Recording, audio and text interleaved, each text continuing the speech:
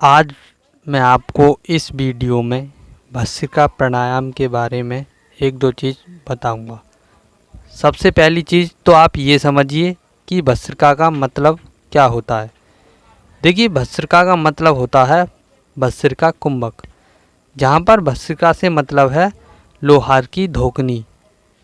जिस तरह से लोहार की धोकनी क्रमबद्ध तरीके से हवा को पूरा भरती है और हवा को पूरा छोड़ती है, वैसा ही अभ्यास इस प्राणायाम में किया जाता है।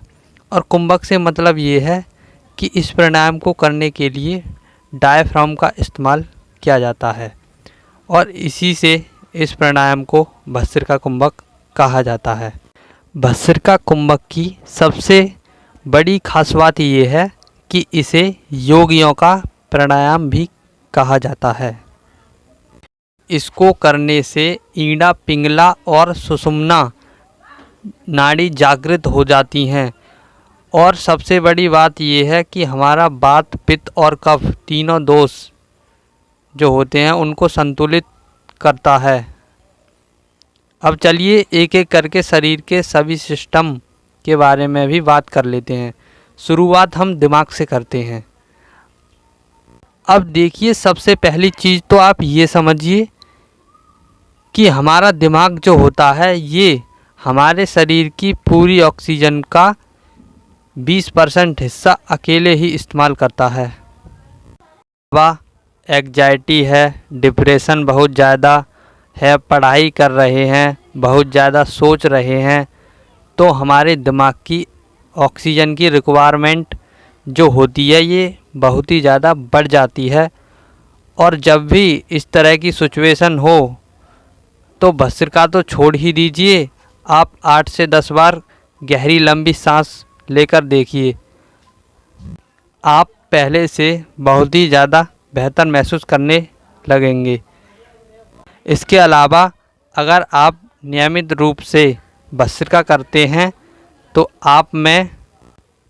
आप में हायर मेंटली एबिलिटीज, जैसे कि बहुत ज़्यादा देर तक याद रख पाना, बहुत ज़्यादा देर तक अपना कंसंट्रेशन बना के रख पाना, बहुत ज़्यादा देर तक बारीकी से चीज़ को समझ पाना, ये सभी एबिलिटीज अपने आप ही समय के साथ बढ़ती चली जाती हैं। अब देखिए, ये तो भस्त्रिका का एक बहुत ही छोटा सा फ़ायदा है।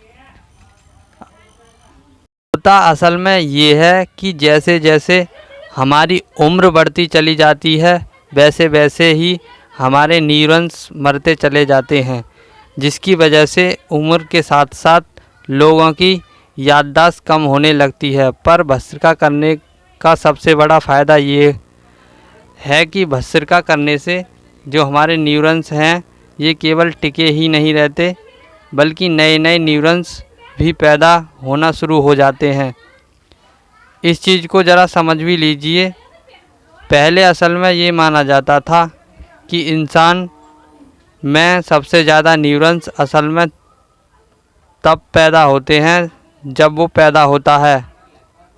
अब आ जाइए डाइजेशन सिस्टम पर और देखिए, जब हम भस्त्रिका करते हैं तो हम वेग के साथ सांस को अंदर भी खींचते हैं और वेग के साथ सांस को बाहर भी छोड़ते हैं, जिसकी वजह से हमारे खून में ऑक्सीजन और कार्बन डाइऑक्साइड का एक्सचेंज जो होता है वो बहुत तेज़ी से होने लगता है, जिसकी वजह से हमारा मेटाबॉलिज्म जो है बहुत बढ़ जाता है।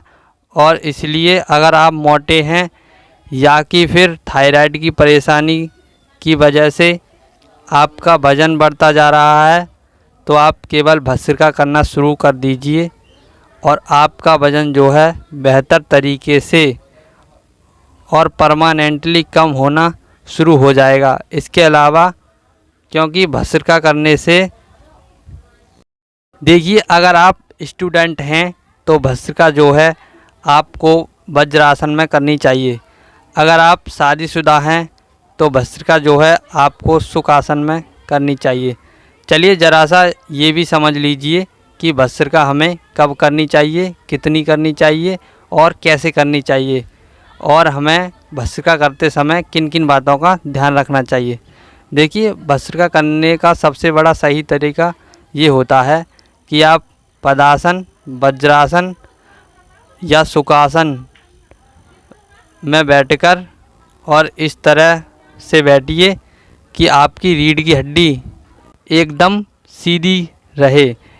इसके बाद अपने डायफ्राम को पूरी तरह से भरते हुए जितनी गहरी सांस खींच सकते हैं खींच लीजिए और उसके बाद अपने डायफ्राम को पूरी तरह से खाली करने की कोशिश कीजिए।